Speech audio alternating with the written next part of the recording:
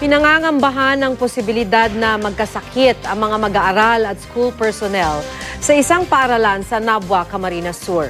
Nagkaklase kasi ngayon sa naturang paaralan kahit hindi pa rin humuhupa ang bahang idinulot ng Bagyong Senyang. Makibalita tayo kay Elmer Caceres ng GMA Bicol.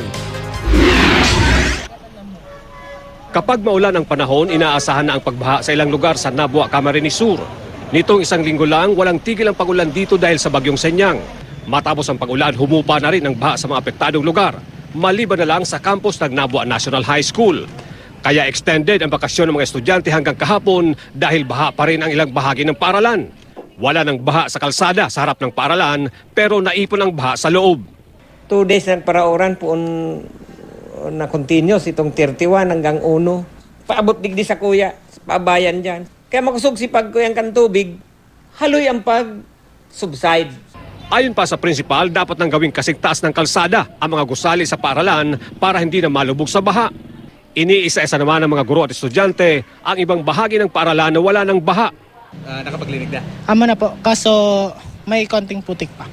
Ngayong araw, nagklase na ang mga mag-aaral kahit may kaunti pang baha. Pinag-iingat sila ngayon sa posibleng mga sakit na kumalat dahil sa baha, kabilang ng dengue at leptospirosis. So, dahil pa reading classroom, mabisita ninda, di papulion mi na lang. Pero itong mostly kang classrooms ngunyan, ready na. Wala pang pahayag ang Department of Education. Elmer Caceres, Nagbabalita, Pilipinas.